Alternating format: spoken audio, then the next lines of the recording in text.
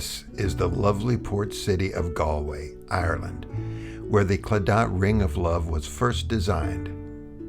The ring is an Irish icon of faith, love, and loyalty. But love can have a sharp edge, and a legendary story of jealous love, murder, and harsh justice in ancient Galway helps explain why this Irish city has a Latin Quarter, and why Tenerife in the Canary Islands has so many Irish family names. It's personal for me. Come along with me and learn why.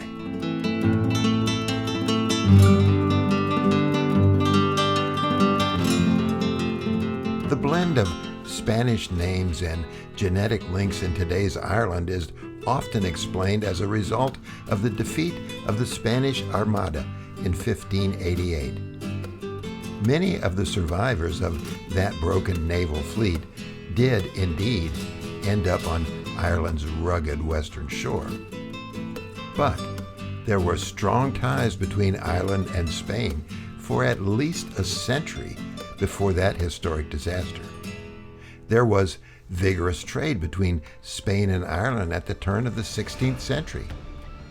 And many of the Jews who were expelled from Spain in 1492 fled to a more tolerant Ireland. In 1493, so the legend goes, a rich merchant named James Lynch was the mayor of Galway. Lynch made several voyages to Spain in connection with his very successful business. On his return from one of these trips, Lynch brought back with him the young son of the Spanish Gomez merchant family. Lynch's son, Walter, and the young Gomez became fast friends.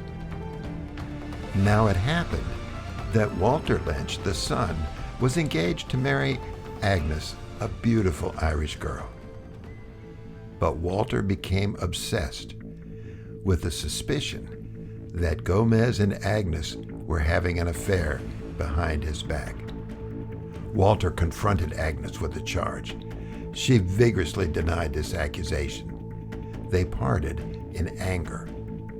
And one dark evening soon after, Walter chased the innocent Gomez down, stabbed him to death, and threw his body into the ocean.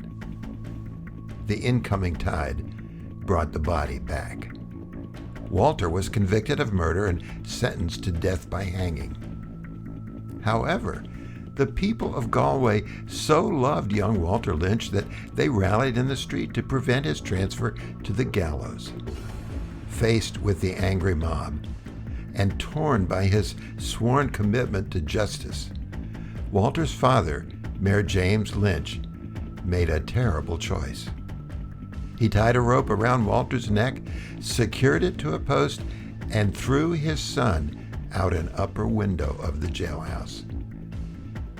In the end, the people of Galway recognized this grim execution by hanging as a necessary act of impartial justice. Now, when I heard this story on a recent trip to Ireland, I immediately thought of the beautiful village of Garachico on Tenerife in the Canary Islands of Spain. My father was born in Garachico.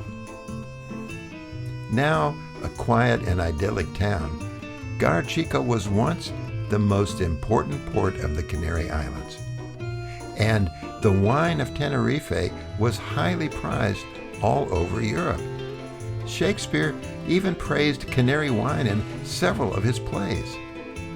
Millions of liters of wine were exported from Tenerife through the port of Garachico to Europe, and much of it went to Ireland, to the ports of Galway and Dublin. At the same time, many Irish Catholic merchants left Ireland to escape religious restrictions of the time, and some of them ended up on Tenerife. Some of the island's towns even had Irish mayors. But on May 5th, 1706, disaster struck the busy port of Garachico. A volcanic eruption poured streams of lava into the town's bay, filling it up and destroying its usefulness as a major port. Well, today Irish tourists fly to Tenerife on holiday, and Spanish tourists fly to Ireland. Their enchantment is mutual, and it goes back centuries in time. Canary Ireland, one might say.